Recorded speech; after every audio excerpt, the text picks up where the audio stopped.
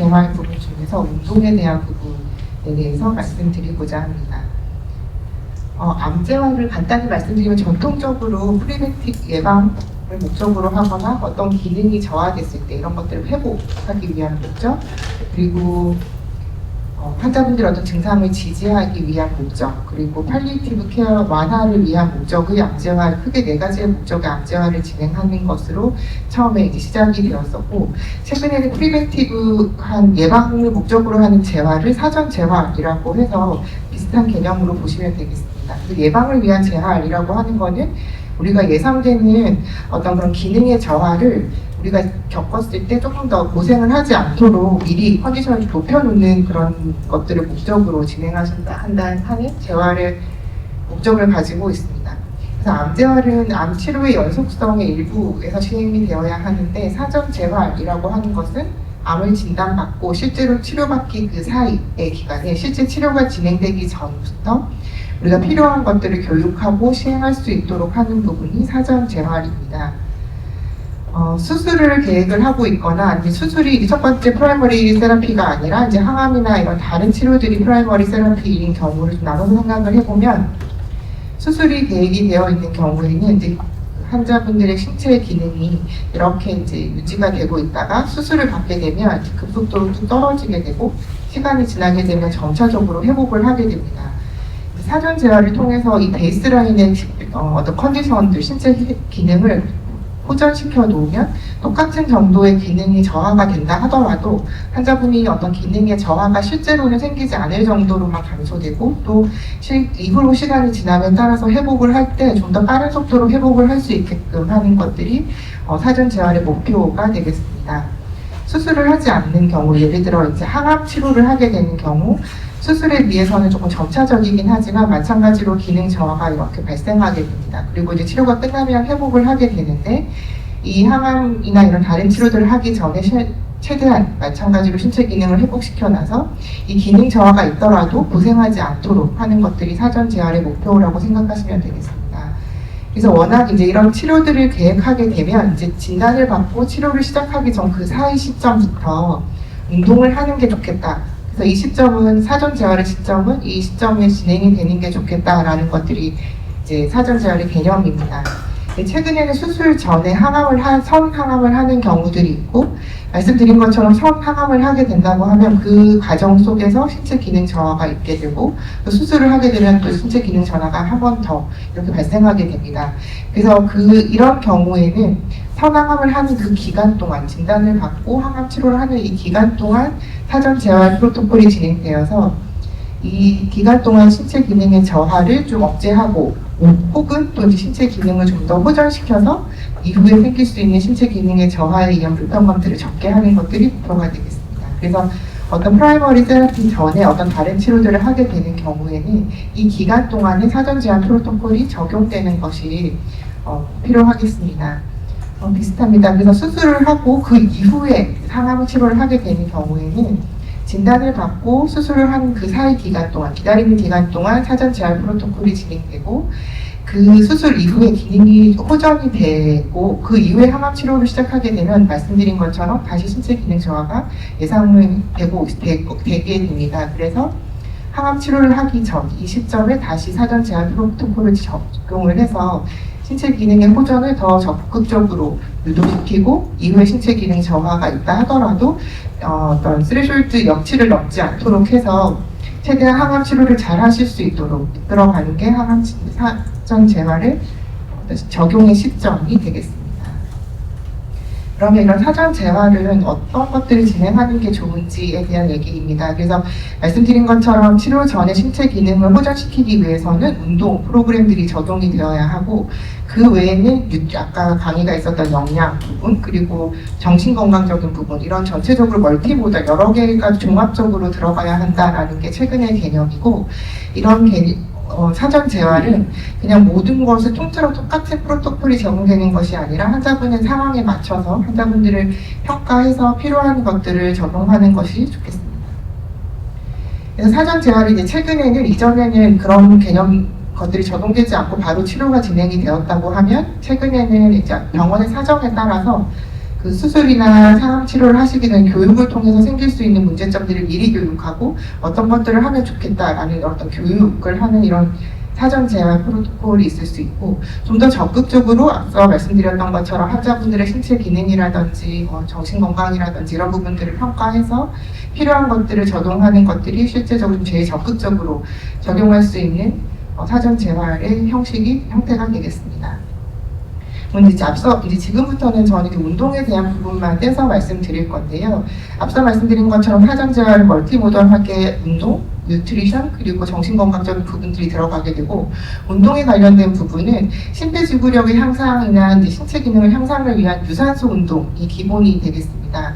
그래서 유산소 운동과 그리고 유연성 운동, 스트레칭, 그리고 근력 운동, 그리고 암종에 따른 타겟티드 엑서사이즈라고 해서 어떤 암종이면 어떤 신체 기능에 저하가 있을 수 있다는 게 예측이 되는 암종의 경우에는 관련된 운동을 같이 하도록 교육하는 것이 운동과 관련된 교육입니다. 유방암을 예를 들어서 말씀드렸던 유산소 운동, 근력 운동, 그리고 스트레칭 이런 운동들을 기본으로 하는 게 제너럴한 전신 컨디션의 호전을 위한 운동이고, 유방암의 경우에 사실 어깨 문제가 잘 생기기 때문에 그 어깨 부분을 함께 운동할 수 있도록 그 타겟을 두고 하는 운동을 함께 하도록 하는 것이 운동 처방의 어떤 기본 컨셉입니다. 그래서 여기 보시는 것처럼 암종에 따라서 두경부암의 경우에는 두경부암이 얼굴 부분이 붓는 림프 부종이라든지 어깨 문제라든지, 유방암을 말씀드린 것처럼 어깨 문제, 런캔서의 경우에는 호흡 문제, 이런 복부에서 수술을 하는 경우에는 골반 기저근의 문제, 이런 것들이 이제 예상되는 문제들이 있고, 이런 부분들을 예측해서 같이 운동을 하시도록 교육을 하고 있습니다. 그래서 위암의 경우에는 사실 여기 보이지는 않지만 타겟티드 세라피로 함께 할 수 있는 거는 호흡을 통해서 깊은 호흡을 하게 되면 횡격막이 움직이면서 안쪽에 있는 장기들을 좀 자극하고 이런 운동들을 함께 해주는 것이 필요하겠습니다. 그러면 이제 운동 중에서 유산소 운동은 어떻게 해야 되는지를 말씀드리겠습니다. 유산소 운동을 하는 것들의 목적은 이렇게 보이는 것처럼 여러 가지 이점이 알려져 있습니다. 그래서 심혈관 질환의 위험이 감소되고, 고혈압, 당뇨의 위험이 감소되고, 인지 향상, 치매 위험의 감소, 삶의질 향상, 수면의 호흡전, 우울 및 우울의 위험 감소, 체중 조절, 뼈 건강, 신체 기능 향상, 낙상의 위험을 감소하는 게 일반적인 유산소 운동의 장점입니다. 그리고 암 생존자에서의 신체 활동은 조금 더 다른 이점이 있습니다. 그래서 우리가 이제 암을 진단받고 치료하는 과정에서는 이제 모탈리티 사망률과 관련된 부분들이 우리의 조금 관심사가 되게 되는데, 이제 치료를 하시기 전에, 암을 진단받기 전에 신체 활동량이 많았던 경우, 암과 관련된 모탈리티가 운동량이 많으신 경우에 모탈리티가 감소하는 암종 중에 하나가 이제 위암이 있습니다. 그리고 암을 진단받고 나서 신체 활동을 열심히 하셨을 경우에 어떤 모탈리티가 감소되는 대표적인 암종은 유방암, 대장암, 그리고 전립선암이 있습니다. 그리고 암과 관련된 사망률이 아니라 어떤 원인에 의한 사망률이더라도 모탈리티의 감소는 신체 활동을 늘려주며 감소하는 암종들이 최근에 연구되고 있고, 위암의 경우에도 암 진단 후에 신체 활동량을 잘 해주시는 것이, 유산소 운동을 잘 해주시는 것이 모탈리티의 감소에 도움이 되는 것으로 알려져 있습니다. 그리고 좀 더 최근에 이제 관련해서 진단받고 나서 운동을 했더니 어떤 장점이 있는지를 보는 연구입니다. 여기서 빨간색 줄이 나중에 이제 어느 정도의 운동을 하는 게 좋겠다, 권장을 한다라는 말씀을 드릴 텐데, 빨간색은 그 정도의 운동을 하지 않는 경우이고, 하늘색이 그 정도의 권장량의 운동을 하는 경우를 비교해서 봤더니, 모든 암종을 통틀어서 봤을 때 우리가 권유하는 권장량의 운동을 하는 경우 모탈리티의 감소가 나타난다라고 이야기하고 있고, 좀 더 세분화해서 운동을 하지 않는 경우, 유산소 운동을 하지 않는 경우와 운동을 하기는 하는데 권장량에 비해 조금 하는 경우, 권장량만큼 하는 경우, 그거에 비해 훨씬 많이 하시는 경우를 나눠서 봤더니 운동량이 많으면 많을수록 모탈리티의 감소가 나타난다라고 보고한 바 있습니다. 그래서 유산소 운동의 양은 모탈리티의 감소, 그러니까 양이 많을수록 모탈리티의 감소에 좀 더 이점이 있다라는 것들이 최근에 계속 연구되고 있습니다. 그리고 앞서 말씀드렸던 것처럼 진단 후에 운동을 하시는 것들이 생존율을 향상시킨다는 대표적인 암종이 이제 앞서 말씀드렸던 것처럼 유방암, 대장암, 그리고 전립선암인데, 그 외에도 두경부암, 신장암, 이런 다른 업종에 대한 이점들도 계속 연구가 돼서 발표가 되고 있습니다. 그리고 이제 암 생존자, 암을 진단을 받으신 60세 이상의 고령의 환자에서 운동을 12주 이상 유산소 운동을 잘 해줬을 때 우울증, 그리고 불안, 그리고 삶의 질이 향상되었다. 그래서 연령이 좀 높으시고 여러 가지 내과적인 문제로 약을 복용하기 어려우실 때에는 유산소 운동량을 잘 해주시는 것들이 이런 증상의 조절에도 도움이 된다라고 보고되고 있습니다. 그래서 암 생존자, 그러니까 암을 진단받고 치료받으신 분들에서 유산소 운동을 잘 하는 거는 7개 암종의 암 예방 효과가 있는 것으로 알려져 있고, 말씀드렸던 3개의 암종에서 생존율이 향상시키는데 그 외에도 위암을 포함한 여러 암종에서 생존율이 도움이 된다는 보고들이 계속 있습니다. 그 외에 암 치료와 관련해서 발생하는 암 관련 피로라든지 삶의 질, 신체 기능, 불면, 우울 이런 부분에서 도움을 줄 수 있습니다. 그러면 이제 운동을 어느 정도 해야 되느냐의 문제입니다. 먼저 유산소 운동의 경우에는 중강도 이상의 운동을 하시는 것을 권유합니다. 중강도 이상의 운동이라고 하는 거는 이제 노래를 할 만큼 옆에 사람이랑 걸으시면서 천천히 산책하듯이 하는 거는 저강도의 운동이고, 옆 사람이랑 대화는 할 수 있지만 숨이 좀 찰 정도, 약간 빠른 걸음의 운동부터를 중강도의 운동이라고 합니다. 그래서 어떤 유산소 운동, 자전거를 타시든 수영을 하시든 어떤 운동을 하시든지 간에 약간 숨이 찰 정도 이상의 운동을 하시는 걸 권유드리고, 중강도 이상의 운동을 하신다면 150분, 일주일에 150분 이상 옆 사람이랑 대화를 할 수도 없을 정도로 뛰어서 정말 숨이 너무 바빠서 대화도 할 수 없을 정도의 고강도 운동을 하시는 경우에는 일주일에 75분 이상을 목표로 하게 됩니다. 그래서 앞서 말씀드렸던 여러 가지 이런 장점들이 중강도 운동을 150분 이상 하는 경우에 그런 이점을 얻으실 수 있기 때문에 천천히 산책만 한두 시간 하시는 것보다는 하루에 30분이더라도 약간 중강도의 운동을 하시는 걸 권유드립니다. 그리고 저항 운동, 근력 운동의 경우에는 일주일에 2번, 2~3번 정도 하시도록 되어 있고, 스트레칭 운동도 일주일에 2번 하시도록 되어 있습니다. 그리고 65세 이상의 고령 환자분이나 항암 치료를 많이 해서 낙상의 위험이 있는 경우에는 코어 운동을 함께 하도록 권유하고 있습니다.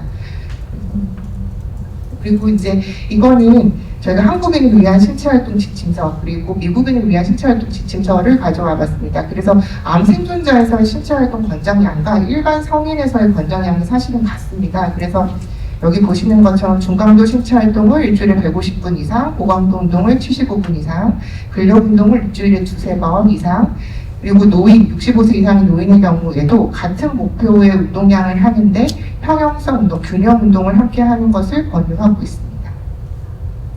그래서 운동을 할 때 우리가 또 의료진이 처방을 할 때 고려사항은 저희가 피트라고 해서 환자분이 어떤 빈도로, 어떤 강도로, 어떤 시간에 어떤 운동을 하고 있는지에 먼저 확인을 하고, 환자분들이 좋아하시는 운동이나 시행할 수 있는 운동에 대해서 저희가 이제 처방을 하게 되겠습니다.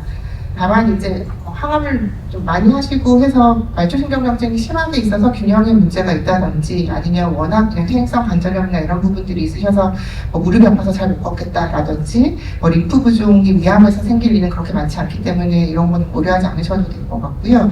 너무 필요하다든지 이런 부분들이 있을 때에는 전문가의 처방이 좀 필요하시겠습니다.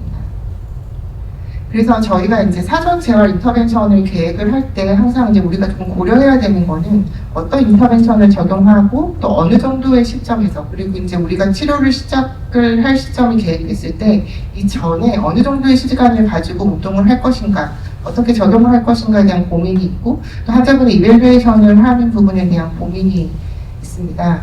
그래서 위암과 관련된 연구들을 조금 살펴보면 가스트로인테스티널 캔서 서저리를 한 분들의 프로토콜을 대한외과 대사영양학회가 주도를 하셨고, 그리고 한국임상영양학회와 대한암재활의학회가 좀 같이 조언해주는 테스크포스 팀에 같이 들어가서 연구가 진행된 것이 2025년에 보고된 바 있습니다. 이 부분은 영양과 이제 운동, 두 가지의 어떤 이런 것들이 인터벤션이 들어간 부분이 있습니다. 그래서 앞서 뉴트리션 관련된 부분은 앞서 강의에서 말씀을 주셨고, 여기에서 보시면 65세 이하, 65세 이상으로 나눴고, 말뉴트리션이 있는 경우, 없는 경우, sarcopenia가 있는 경우, 없는 경우로 나누어서 전체적으로 이제 인터벤션이 들어갔습니다.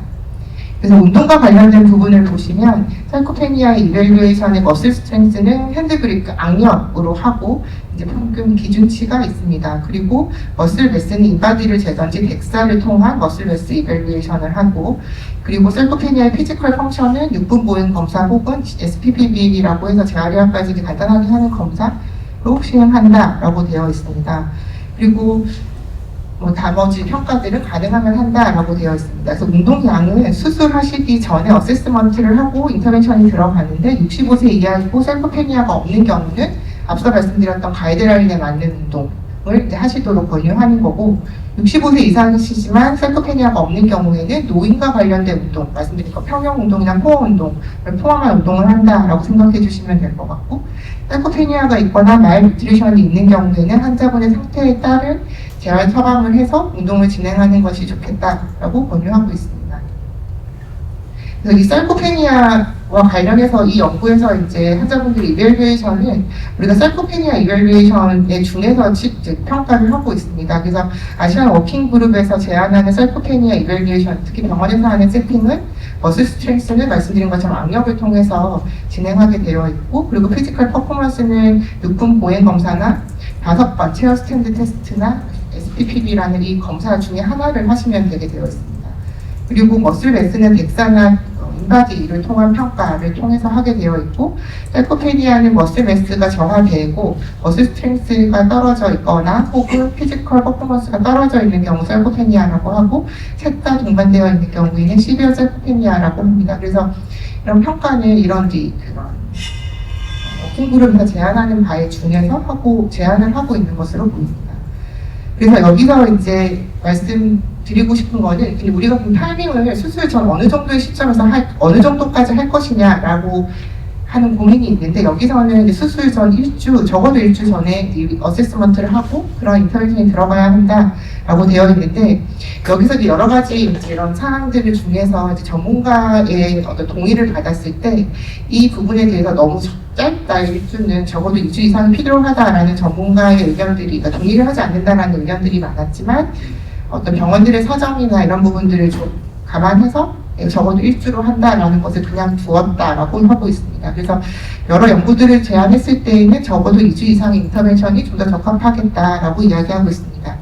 관련 RCT 연구들을 보면 2018년도에 있었던 연구이고, 뉴트리션과 운동과 관련된 어떤 인터벤션이 들어간 환자분입니다. 그리고 수술, 이거는 가스트릭 캔서만 한 건 아니고 에스파구스 캔서나 가스트릭 캔서 두 가지를 동시에 롤을 해서 진행을 했던 연구였고, 환자분 베이스라인에서 인터벤션이 들어갔을 때 수술 전에 6분 보행 검사를 통한 피지컬 펑션이 확실히 향상되었고, 수술 후에도 감소가 이 정도로 좀 적었다면, 인터벤션이 들어가지 않았던 분에서는 피지컬 펑션이 지속적으로 감소되는 양상이 관찰되었습니다. 다만 30일날 측정했던 서지컬 아웃컴에서는 양분의 큰 차이는 없었다라고 보고하고 있습니다. 여기서의 운동 프로그램은 앞서 말씀드렸던 그 가이드라인에 준한 프로그램이 들어갔다라고 이야기하고 있고, 여기는 딱 정해서 한 거는 아니었던 것 같고, 사전 제한이 들어간 메디안 믹스는 36일이었다라고 이야기하고 있고, 그러니까 선항암을 하시는 경우에는 그 기간 동안 사전 재활이 들어갔고, 그 메디컬 트리트먼트 전부터 들어간 경우도 있었다라고 이야기하고 있습니다.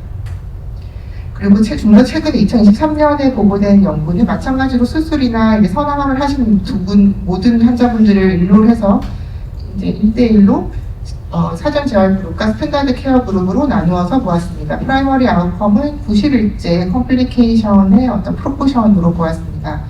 사전 재활 그룹은 이제 환자분에 맞춰서, 그리고 멀티모달하게 처음에는 환자분들에게 운동을 교육하고, 그리고 이제 집에서 하실 수 있도록 했던 프로그램을 제공해왔고, 운동, 뉴트리션, 그리고 그러니까 정신건강의학적인 서포트를 진행하였습니다. 컨트롤 그룹은 그런 어떤 인터벤션은 없었지만 말 뉴트리션이 있거나 했던 그룹에서는, 그런 분들에서는 어떤 영양적인 부분에 대한 조언을 했다라고 되어 있고, 듀레이션은 수술 전에 4주 혹은 사전 항암 기간 동안 진행하였다고 이야기하고 있습니다. 운동은 말씀드린 것처럼 중강도 이상의 운동, 여기 하트레이트로 봤을 때 중강도의 운동을 10분에서 30분 하루에, 그리고 호흡 운동을 같이 하도록 했고, 저항 그리고 스트레칭 운동을 같이 하도록 했습니다. 전체적인 운동을 합쳐서 60분보다 더 많이 하지 않도록 했고 운동 교육을 했다라고 되어 있습니다. 말 뉴트리션을 교정하거나 예방하는 것을 목적으로 시행하였다고 하고 사이콜로지컬 인터벤션은 릴렉세이션 테크닉을 교육하였다고 하고 있습니다. 그리고 상암을 하신 분이 조금 더 많은 것 같습니다. 수술을 먼저 했던 것보다는. 그래서 이제 결과를 봤을 때 수술하시기 전에 6분 보행 검사를 통한 신체 기능이 훨씬 좋았다라고 이야기하고 있고 90일째 측정했던 어떤 포스트 오퍼러티브 컴플리케이션의 그 환자분 생기는 수가 유의하게 감소했다라고 이야기하고 있고 이 감소는 컴플리케이션 시비어리티가 낮은 컴플리케이션이 확실하게 더 많이 줄었더라라고 이야기하고 있습니다.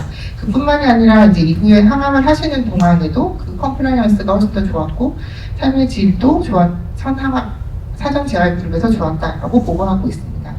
다음 연구는 65세 이상이 좀 낙상의 위험이 높으신 분들만 그리고 항암 치료를 현항암을 스케줄로 하신 분들은 제외하고 수술만 계획하신 분들만 모아서 3주 동안 했을 때 여기서는 전체적인 프라이머리 아웃컴으로 봤을 때에는 전체적인 CCRC의 두 분의 차이는 없었지만 시비어리티가 높은 컴플리케이션은 사전 재활급에서 확실하게 낮았다라고 보고하고 있습니다. 여기서 했던 거는 수술 전 3주 동안 시행하였고 그리고 슈퍼바이즈드하게 그리고 여러 가지 멀티모달한 사전 재활이 들어갔고 운동으로 봤을 때에는 유산소 운동, 저항 운동, 호흡, 그리고 뉴트리션, 그리고 릴렉세이션 테크닉, 그리고 딥브레싱 엑서사이즈를 교육했다라고 하고 담배를 끊도록 하는 세션을 했고 운동은 집에서와 병원에서 하도록 했다라고 하고 있습니다. 그래서 조금 더 상세하게 살펴보면 중강도 이상의 아까 말씀드린 가이드라인에 준한 운동들을 하는데 유산소 운동은 집에서 하시도록 교육했고 그리고 저항 운동은 이제 병원에 나오셔서 하시도록 했던 걸로 보이고 제한하는 바는 유산소 운동을 하루 하고 저항 운동을 한 번 하고 그 다음 날은 쉬고 유산소 운동, 저항 운동, 유산소 운동 쉬고 이런 식으로 이제 번갈아 가면서 운동을 하시도록 권유했던 걸로 보입니다. 그리고 이런 사전 재활을 했을 때 신체 기능의 향상뿐만 아니라 크로닉 임플란트 리스턴스와 관련된 이런 여러 가지 인자들의 호전이 보였다라는 보고도 있습니다. 그래서 조금 경험을 말씀드리면 저희가 이제 지금 저희 병원에서 하고 있는 거는 고령의 고위험 최당독의 암 수술 환자에서의 사전 재활의 임상적인 이해에 의한 예비 연구를 시행하고 있습니다. 그래서 65세 이상의 고령에 이제 말 뉴트리션이 있는지 없는지를 저희가 구분하고 사이코페니아가 있는지 없는지를 구분해서 저희가 이제 사전 재활을 진행하고 있고 저희가 들어가고 있는 옵션은 운동과 그 뉴트리션 부분입니다. 그래서 운동 인터벤션은 이전에 이제 그 체장암과 관련된 연구들을 모아서 이제 저희가 이제 제너럴 엑서사이즈와 타겟티드 엑서사이즈로는 호흡 운동을 같이 하도록 했고 환자분의 컨디션이나 말 뉴트리션 상황에 따라서 하도록 했고 듀레이션은 2주에서 4주 동안 수술 전에 시행하는 것으로 진행하고 있습니다. 사실 처음에 이제 4주 정도의 목표로 시행했었는데 이제 수술하시는 서전 선생님들께서 이제 수술이 좀 늦어지는 것들에 대한 말씀을 주셔서 2주에서 4주 환자분의 상황에 따라서 진행을 하고 있고 말씀드렸던 것처럼 어세스먼트는 아시안 워킹그룹에 의한 사이코페니아에 준하는 그런 평가들 악력 그리고 SPPD 이런 것들을 하고 있고 페이션트 레프트 아웃컴에 대한 평가를 하고 있습니다. 그래서 재활의학과에 이제 환자분이 선별이 되면 재활의학과에 방문하시게 되고 처음에 이제 운동 환자분의 컨디션이라든지 이런 것들 확인해서 이제 환자분들 많이 운동 처방을 하고 이렇게 치료사 선생님이 1대1로 운동 교육을 하고 있습니다. 그리고 매주 1회 매래를 방문하시도록 되어 있고 그때마다 이제 저희 과에서는 운동 요법을 준수하고 있는지를 평가하고 있고 잘하고 계신지 재교육하고 있고 또 영양 지원팀에서는 뉴트리션에 의한 평가와 교육을 하고 있습니다. 경청해 주셔서 감사합니다.